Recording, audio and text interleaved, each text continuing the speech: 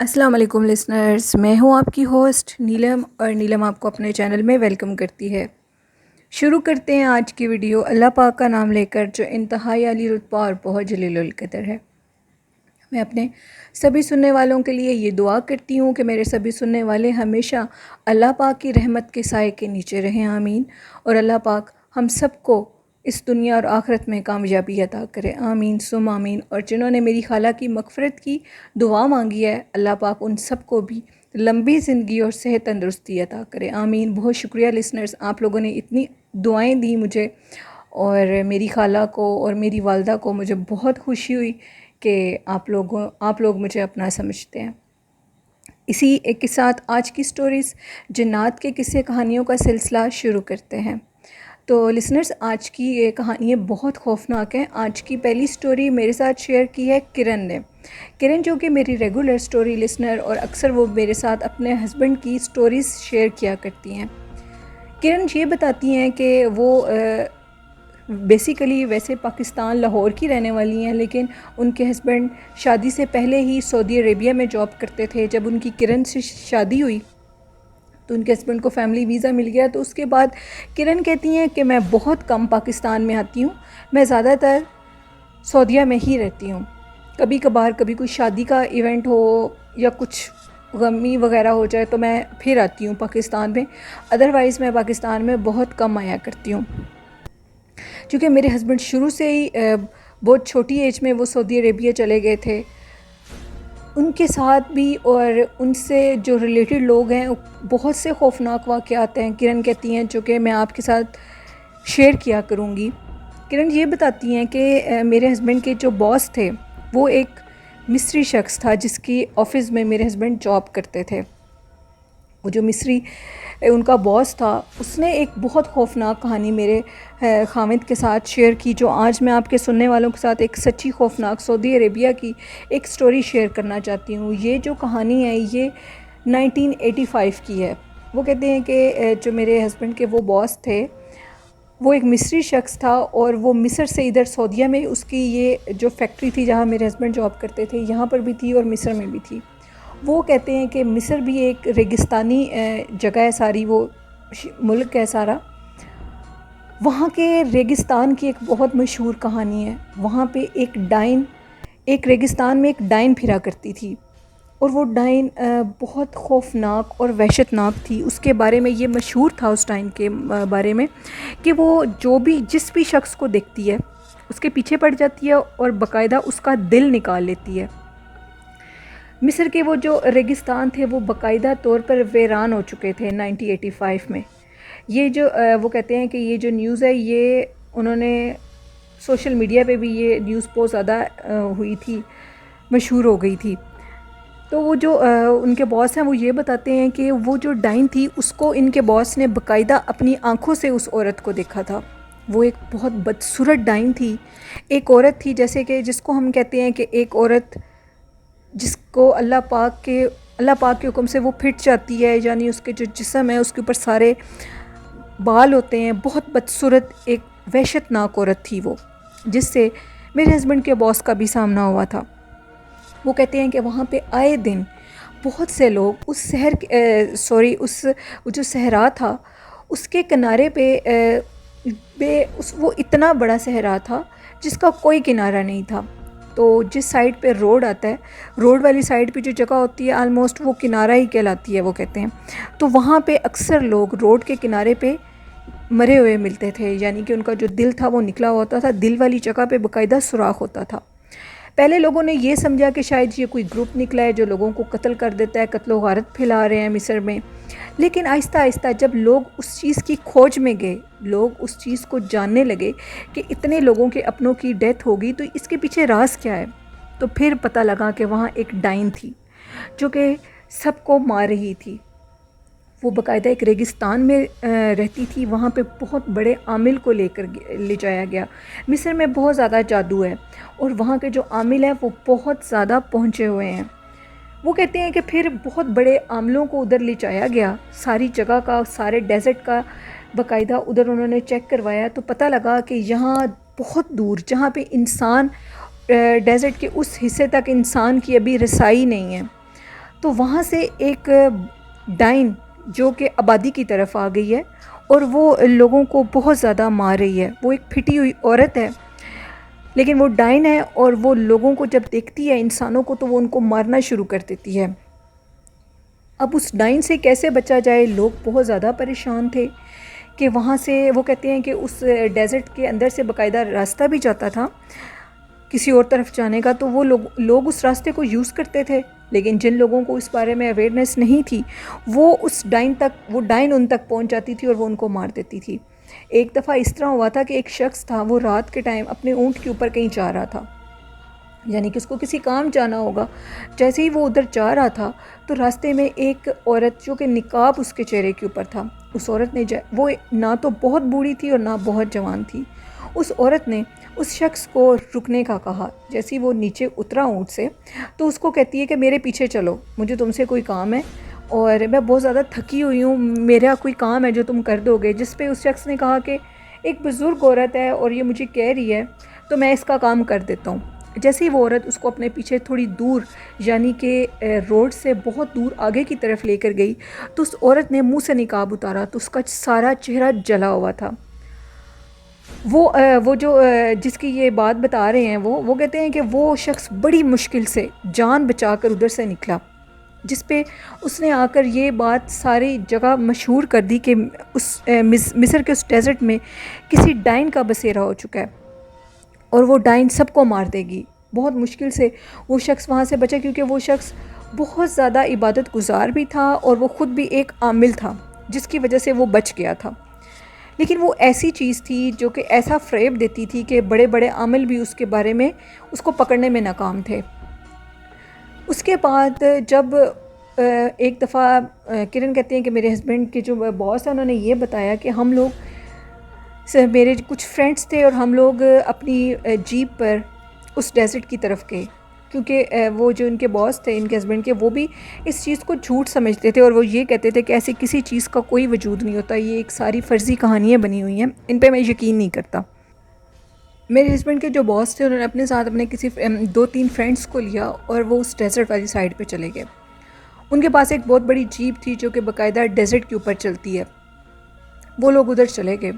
جیسے ہی وہ ڈیزرٹ کے مڈ میں پہنچے تو وہ کیا کہتے ہیں کہ اچانک سے شام کا ٹائم تھا، ایسے لگا جیسے ہماری گاڑی کے آگے سے ایک بہت تیز رفتار میں کوئی چیز گزر کے گئی ہے، جس کو ہم جان نہیں سکے کہ وہ چیز کیا ہے، لیکن بہت تیز رفتار میں ایک کوئی چیز ہے جو گاڑی کے آگے سے گزر کے گئی ہے. تو میرے جو فرینڈ تھے، یعنی کہ کرن کے ہسبینڈ کے باس کے جو فرینڈ تھے، انہوں نے یہ کہا کہ آگے سے کوئی چیز گزر کے گئی ہے. انہوں نے کہا کہ تم اس بارے میں سوچ رہے ہو، یہ یقیناً تمہارا وہم ہوگا، ایسا کچھ بھی نہیں ہے. لیکن انہوں نے اپنے اس فرینڈ کو یہ کہا، یعنی کہ وہ جو باس تھے ان کو یہ کہا کہ آپ نے گاڑی سے نیچے نہیں اترنا کسی بھی قیمت پہ. انہوں نے گاڑی کے اندر باقاعدہ تعویذات لگائے ہوئے تھے. تو تھوڑی دیر کے بعد جیسے ہی وہ ڈیزرٹ کے مڈ میں پہنچے تو ایک شخص، یعنی کہ وہ شخص، اس شخص نے ان کی گاڑی کا، ان کی جیپ کا جو دروازہ کھولنے کی کوشش کی، وہ بہت زور زور سے دروازے کو کھول رہا تھا. یہ لوگ سب ڈر گئے کہ یہ کیا، ڈیزرٹ کے درمیان میں، اور ان دنوں میں یہ خبر بھی وہاں پہ مشہور ہوئی ہے. اس شخص کی کھینچا تانی میں گاڑی کا شیشہ تو کھل نہیں سکتا تھا کیونکہ ہم لوگوں نے لاک کیا ہوا تھا. تو اچانک دیکھتے دیکھتے اس شخص کا چہرہ اتنا خوفناک، اتنا بدنما ہو گیا کہ وہ شخص اونچا اونچا چیخنے لگا اور چیخ کر باقاعدہ ہم لوگوں کی گاڑی کو کھولنا چاہتا تھا. جیسے ہی وہ شخص گاڑی سے تھوڑا دور گیا، ہم لوگوں کو یوں محسوس ہو رہا تھا جیسے کہ ہم لوگوں کی گاڑی بھاری ہو گئی ہو. گاڑی چلنے کا نام نہیں لے رہی تھی. ہم سب لوگ بہت زیادہ ڈر گئے کہ آخر یہ کیا ماجرا ہے. پھر اس کے بعد اللہ کا نام لیا، قرآن پاک کی تلاوت کو بلند آواز میں لگا دیا. جیسے ہی ہم لوگوں کی گاڑی نے تھوڑی سپیڈ پکڑی تو ہمارے پیچھے باقاعدہ ایک عورت بھاگ رہی تھی. وہ عورت اتنی خوفناک تھی، اس کے جو لپس تھے وہ اتنے بڑے تھے اور ان میں سے خون ٹپک رہا تھا. وہ کہتے ہیں کہ جب ہم نے اس کے چہرے کو پیچھے سے پلٹ کے دیکھا، ہم سب کو ہوش نہیں تھے، ہم لوگ بے ہوش ہو چکے تھے. پتہ نہیں کس طرح میرے ہسبینڈ کے باس نے کہا کہ میں نے گاڑی کو چلایا، گاڑی پتہ نہیں اللہ نے ہم لوگوں کی مدد کی اور گاڑی کس طریقے سے اس ڈیزرٹ کے اندر سے نکلی. اور جب ہم روڈ پہ پہنچے تو ہمارے پیچھے وہ عورت کھڑے ہوئے ہمیں دیکھ رہی تھی. باقاعدہ اس کے ماتھے کے اوپر ایک بہت بڑی لائٹ تھی.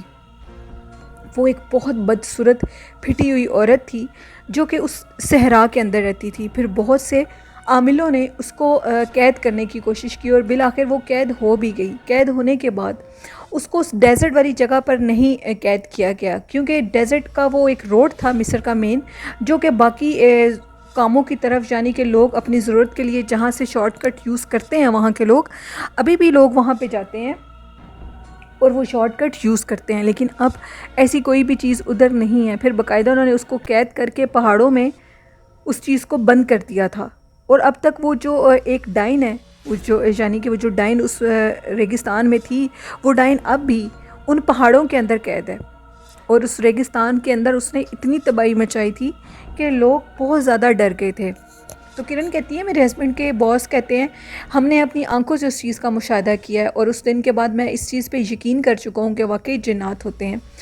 جنات، میں یہ مانتا تھا کہ جنات ہیں، لیکن اس طرح وہ سامنے آتے ہیں، یہ چیز پہلی دفعہ میں نے ایکسپیرینس کیا اور وہ اتنا خراب ایکسپیرینس تھا کہ اس کے بعد میں ڈیزرٹ میں جاتے ہوئے آج تک ڈرتا ہوں.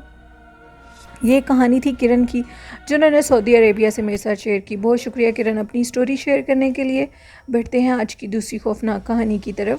یہ کہانی شیئر کی ہے میرے ساتھ محمد آصف نے. محمد آصف کہتے ہیں، آج اسی گاؤں کی ایک اور سٹوری میں آپ کے ساتھ شیئر کرنا چاہتا ہوں. وہ کہتے ہیں کہ میں روز رات کو جو بزرگ ہوتے ہیں، یعنی کہ وہ ایک ڈرائنگ روم میں اکٹھے ہو کر بیٹھتے ہیں اور میں ان کے پاس بیٹھتا ہوں، وہ ہر ٹاپک پہ بات کرتے ہیں. تو میں ان سے اس ٹاپک پہ، یعنی کہ ہارر سٹوریز آپ کے لسنرز کو سنانے کے لیے ان سے یہ کہانیاں پوچھا کرتا ہوں. وہ سب مجھے یہ ضرور کہتے ہیں کہ تم اتنی خوفناک کہانیوں میں دلچسپی کیوں لیتے ہو؟ تو یہ میں دلچسپی اس لیے لیتا ہوں، آصف کہتے ہیں، کہ میں آپ کے سننے والوں تک سچے خوفناک واقعے شیئر کر سکوں. وہ کہتے ہیں کہ آج ایک اور دلچسپ کہانی میں آپ کے ساتھ شیئر کروں گا اور میں آپ لوگوں کو یہ بتاؤں کہ میں سندھ کے اس گاؤں میں بہت زیادہ انجوائے کر رہا ہوں. بہت زیادہ جگہ میں نے دیکھی ہیں، بہت زیادہ چیزوں کے بارے میں مجھے معلومات ہوئی ہے جو کہ میں آپ کے ساتھ شیئر کرتا رہوں گا. وہ کہتے ہیں کہ آج یہ جو کہانی ہے یہ وہاں کے ایک مالی کی سٹوری ہے.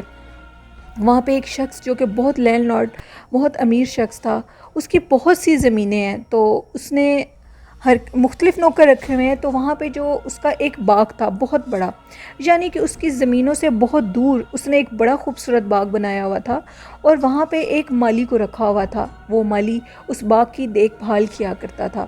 بڑے سالوں سے وہ مالی اسی جگہ پر کام کیا کرتا تھا.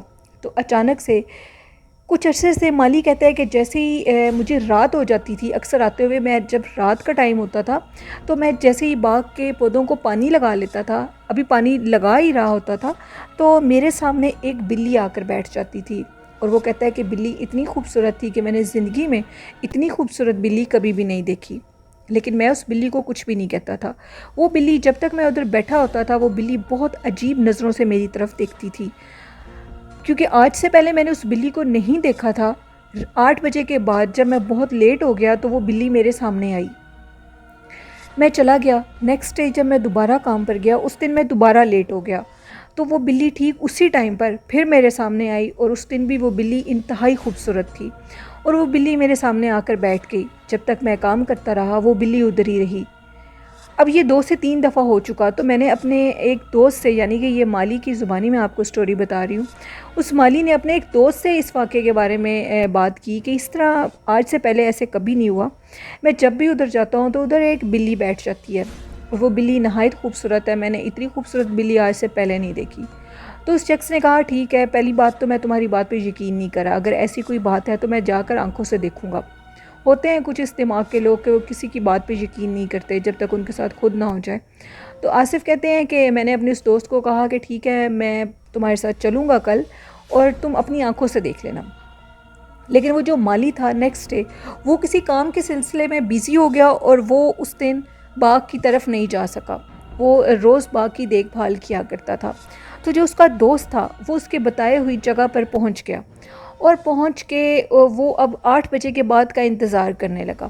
جیسے ہی 8 بجے تو تھوڑی دیر کے بعد وہ کیا دیکھتا ہے کہ ایک نہایت بدصورت بہت خوفناک عورت بلی کے روپ میں، یعنی کہ اس کا آدھا دھڑ نہیں تھا اور اوپر والا جو دھڑ تھا وہ ایک بلی کا تو تھا لیکن اس میں چہرہ ایک عورت کا تھا. جیسے ہی اس نے اس عورت کو دیکھا تو وہ اتنا تیز بھاگا کہ گاؤں کی حدود میں آ کر وہ بے ہوش ہو گیا. کچھ لوگ وہاں سے گزر رہے تھے، وہ اس کو اٹھا کر اس کے گھر تک لے گئے، سب اس کو جانتے تھے۔ جیسے ہی اس کو اس کے گھر تک لے جایا گیا، وہ شخص 2 دن بے ہوش رہا۔ 2 دن ہوش میں آنے کے بعد اس شخص نے یہ ساری بات اس مالی کو بتائی، جس پہ اس مالی نے کہا کہ میں اس بلی کو کافی دنوں سے دیکھ رہا ہوں، لیکن کبھی بھی وہ میرے سامنے اس روپ میں نہیں آئی۔ تمہارا یہ وہم اس لیے ہو سکتا ہے کہ تم اس کے بارے میں سوچ رہے تھے کہ وہ کوئی غیر مرئی مخلوق ہو سکتی ہے۔ خیر وہ جو مالی تھا، نیکسٹ ڈے جب وہ اپنی جاب پر گیا تو وہ کہتے ہیں کہ میں نے وہاں پہ ایک مختلف چیز کو دیکھا۔ میں وہاں پہ کیا دیکھتا ہوں کہ اس بلی کی جگہ پر ایک بہت خوبصورت لڑکی کھڑی ہوئی ہے، جو کہ ایسے محسوس ہو رہا تھا کہ میرا انتظار کر رہی ہے۔ میں اس لڑکی کو دیکھ کر بڑا حیران ہوا کہ یہ لڑکی ہے تو میری بیٹیوں کی ایج کی، لیکن یہ بچی ادھر کیا کر رہی ہے؟ آج سے پہلے میں نے ادھر بلی کو ضرور دیکھا لیکن لڑکی کو کبھی نہیں دیکھا۔ خیر میں تھوڑا بہت سمجھ گیا کہ ضرور کوئی معاملہ کچھ اور ہے، میرے دوست نے غلط بات نہیں کی۔ میں نے بلند آواز میں آیت الکرسی کا ورد شروع کر دیا اور اس بچی کو بالکل بھی نہیں بلایا، اس کی طرف دھیان نہیں دیا، لیکن ایسے لگتا تھا کہ میری ٹانگوں میں سے جان نکل گئی ہے۔ میرے اوپر اتنا خوف طاری ہو چکا تھا، اگر میں بھاگتا تو مجھے یہ ڈر تھا کہ وہ میرے پیچھے بھاگے گی اور مجھے جان سے مار دے گی، لیکن وہ اپنی جگہ سٹل رکی ہوئی تھی، وہ آگے کی طرف نہیں بڑھ رہی تھی۔ لیکن میں بلند آواز میں آیت الکرسی اور جتنی قرآن پاک کی مجھے صورتیں آتی تھیں وہ میں پڑھ رہا تھا۔ وہ پڑھ کے میں نے اپنے کام کو جتنی جلدی ہوتا ہے ختم کر کے میں نے گیٹ کو لاک کیا اور میں نے اس کو یہ شو کروایا کہ میں اس کی طرف دیکھ ہی نہیں رہا۔ جیسے ہی میں اس حدود سے باہر نکلا، اس لان کی حدود سے باہر نکلا، تو مجھے یوں محسوس ہوا کہ جیسے ابھی بھی کوئی پیچھے سے مجھے دیکھ رہا ہے، کوئی یہ کوشش کر رہا ہے کہ میں پیچھے سے پلٹ کے دیکھوں، لیکن میں نے پیچھے سے پلٹ کے نہیں دیکھا۔ اب اس مالی کی ایج اس ٹائم وہ کہتے ہیں کہ 70 ہوگی، اور وہ آج بھی اس واقعے کو یاد کرتے ہیں۔ وہ کہتے ہیں کہ میں ابھی بھی اس لان میں جاتا ضرور ہوں، لیکن اب مجھے وہاں پہ کبھی کوئی چیز نظر نہیں آئی، لیکن یہ محسوس ہوتا ہے کہ اس لان میں ضرور کسی غیر مرئی مخلوق کا بسیرا ہے جو کہ ادھر رہتی ہے۔ میں اس مخلوق کو نقصان نہیں دینا چاہتا، اس لیے وہ مخلوق اس نے مجھے نقصان نہیں دیا۔ کیا پتہ اگر میں اس کو بلاتا، اس کے قریب جاتا تو وہ مجھے نقصان دے دیتی، لیکن میں اس کے قریب نہیں گیا۔ میرا وہ دوست ایک نقصان کی نیت سے اس کو ایکسپوز کرنے کی نیت پہ وہاں گیا تھا، کیونکہ وہ کہتے ہیں کہ وہ کافی دفعہ ہم نے اس بلی کو پکڑنے کی بھی کوشش کی تھی، وہ بلی ہمارے ہاتھ نہیں آتی تھی، تو میرا دوست اس بلی کو پکڑ کے سیل کرنا چاہتا تھا، کیونکہ وہ غلط نیت سے گیا تھا، اس لیے وہ چیز اس کے سامنے اس طرح آئی۔ تو یہ کہانی تھی محمد آصف کی۔ بہت شکریہ محمد آصف، آپ اپنی سٹوریز میرے ساتھ شیئر کر رہے ہیں اور بڑی محنت کر رہے ہیں، بہت شکریہ آپ کا۔ بڑھتے ہیں آج کی تیسری خوفناک کہانی کی طرف۔ یہ کہانی میرے ساتھ شیئر کیا ہے سینڈریلا نے سندھ سے۔ سینڈریلا کہتی ہے آج میں آپ کے ساتھ اپنے محلے کی ایک بچی کی ایک سٹوری شیئر کرنا چاہتی ہوں۔ وہ کہتی ہیں کہ بات کچھ اس طرح تھی کہ ہم لوگوں کے گھر سے تھوڑا دور ایک بہت بڑا فٹ بال کا بہت بڑا میدان ہے جہاں پہ لڑکے آ کر کھیلا کرتے ہیں، ایک بہت بڑا گراؤنڈ ہے۔ تو وہ لڑکے جو ہیں وہ باقی بچوں سے بڑے ہیں، اور وہ لڑکے ان بچوں سے پہلے اس گراؤنڈ میں کرکٹ کھیلنے کے لیے چلے جاتے ہیں، تو وہ کسی اور کی وہاں پہ باری نہیں آنے دیتے۔ تو وہ جو بچے ہیں، یہ جن کی اب میں آپ کے ساتھ سٹوری شیئر کرنے لگی ہوں بچوں کی، وہ یہ کوشش کرتے تھے کہ یہ ہمیں کھیلنے نہیں دیتے، لیکن ہم وہاں پہ جا کر ان کی جب بال دوسری سائڈ پہ گرے گی تو ہم ان کو بال اٹھا کر دیا کریں گے، کیونکہ بچوں کو عادت ہوتی ہے جب بڑے نہیں کھلاتے تو بچے پھر بال اٹھا کر دیا کرتے ہیں جب بڑے کرکٹ کھیل رہے ہوں۔ تو وہ جو یہ بچی تھی، اس کے ساتھ اس کی ایک اور دوست بھی تھی، اس گراؤنڈ کی بالکل چھوٹی سی دیوار تھی اور اس دیوار کی بیک سائڈ پہ بہت بڑا گنوں کی فصل تھی۔ وہ جو بچیاں تھیں، وہ بچیاں گنوں کی فصلوں میں جا کر کھڑی ہو گئی اور یہ کہنے لگی کہ جیسی بال ادھر آئے گی ہم بال اٹھا کر بھائی لوگوں کو دے دیں گے۔ تو ابھی وہ لوگ یہی باتیں کر رہی تھیں۔ اس بچی کی ایج کوئی ہوگی 8 سے 9 سال۔ تو وہ بچی یہ کہتی ہے کہ مجھے محسوس ہوا کہ جیسے ہمارے پیچھے بھی کوئی ہے، مغرب کا ٹائم بالکل ہونے والا تھا۔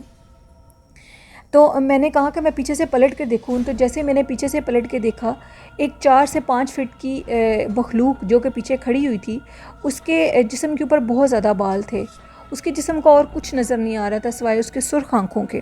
تو جیسے میں نے اس کو دیکھا میں اتنا ڈری اور ادھر ہی بے ہوش ہو گئی، گر گئی ادھر ہی۔ دوسری جو بچی ساتھ تھی، اس بچی نے شور ڈال دیا، تو وہ جتنے لوگ بھی کرکٹ وہاں کھیل رہے تھے وہ ان بچیوں کی طرف بھاگے۔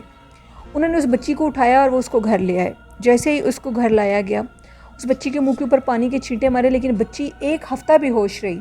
1 ہفتہ ہوش میں آنے کے بعد بچی کی جو حرکتیں تھیں وہ بڑی عجیب ہونے لگی۔ وہ بچی مغرب کے ٹائم پر اسی جگہ پر جا کر وہ جو فصلیں تھیں گنے کی ادھر جا کر بھاگ کر بیٹھ جاتی تھی، وہاں سے اس کو اٹھا کر لایا جاتا تھا، لیکن وہ یہی کہتی تھی کہ میں نے رات کو سونا بھی ادھر ہے۔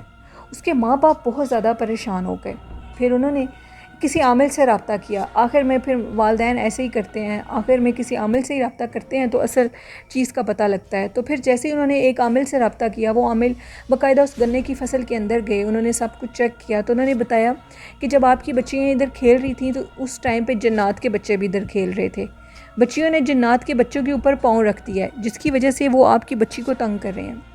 پھر ان والدین نے، وہ جو بچی تھی وہ روز ان فصلوں میں بھاگ جاتی تھی، اتنا دم کروانے کے باوجود وہ رات کے کسی پہر بھی ان فصلوں کے اندر سے ملتی تھی۔ ماں باپ نے پھر اس کی اتنی حفاظت کی، سارے کمرے کو بالکل ایک حصار میں کر کے قرآن پاک کی تلاوتیں لگائیں، اس کے گلے میں قرآن پاک کے تعویذ لکھ کر ڈالے۔ 3-4 مہینے محنت کرنے کے بعد جا کر وہ بچی کہیں ٹھیک ہوئی، اور پھر اس کے بعد وہ اس جگہ پر دوبارہ نہیں گئے، اور وہ جو گنے کی فصل تھی، کچھ عرصے کے بعد اس فصل کو انہوں نے دیکھا تو راتوں رات آگ لگ گئی تھی، اس فصل کو جنات نے جلا دیا، کیونکہ وہ جو بچی تھی وہ جنات کے بچوں کے اوپر چڑھ گئی تھی، جس کی وجہ سے عامل کے حصار کی وجہ سے وہ اس بچی کو نقصان نہیں دے سکے، لیکن انہوں نے اس فصل کو نقصان دے دیا۔ پھر اس طرح کر کے وہ جگہ آج تک بنجر ہے، اس جگہ پہ کوئی بھی فصل دوبارہ نہیں آ سکی۔ سنڈیلا کہتی ہیں کہ یہ بالکل واقعہ ہم جدھر رہتے ہیں کراچی میں، سندھ میں، یہ وہاں کی سٹوری ہے۔ بہت شکریہ سنڈیلا، اتنی خوفناک کہانی ہے میرے لسنرز کے ساتھ شیئر کرنے کے لیے۔ تو لسنرز، یہ تھیں آج کی خوفناک کہانیاں، آئی ہوپ آپ لوگوں کو ضرور پسند آئی ہوں گی، اور جنہوں نے ابھی تک اپنی خوفناک کہانیاں میرے ساتھ شیئر نہیں کی تو ڈسکرپشن باکس میں میرے ای میل آئی ڈی اور فیس بک لنک پہ آپ اپنی سٹوریز کو شیئر کر سکتے ہیں۔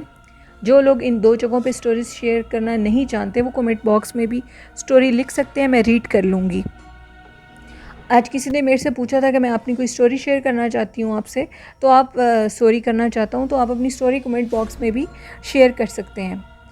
تو جنہوں نے ابھی تک چینل کو وزٹ کیا ہے، سبسکرائب نہیں کیا، تو چینل کو ضرور سبسکرائب کر کے میری حوصلہ افزائی کریں، اور چینل پہ اپنا فیڈ بیک ضرور دیا کریں، اور چینل کی سٹوریز کو لائک بھی ضرور کیا کریں۔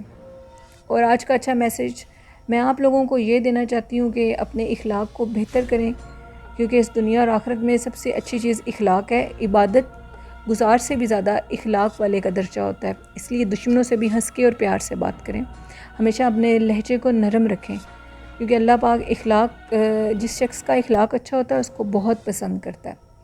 یہ میرا اچھا میسج تھا آپ لوگوں کے لیے، اور اینڈ میں یہ ضرور کہنا چاہوں گی، اپنے والدین کی بہت خدمت اور محبت کریں اور پیار کریں، اور ان سے ڈھیر ساری دعائیں لیں۔ آئی ہوپ آپ اس پہ ضرور عمل کرتے ہوں گے۔ اسی کے ساتھ اپنی ہوسٹ نیلم کو اجازت دیجیے، مجھے اور میرے والدین کو اپنی دعاؤں میں یاد رکھیے گا، اور آپ کا اور آپ کے والدین کا اللہ حامی و ناصر ہو۔ اللہ حافظ، اللہ نگہبان۔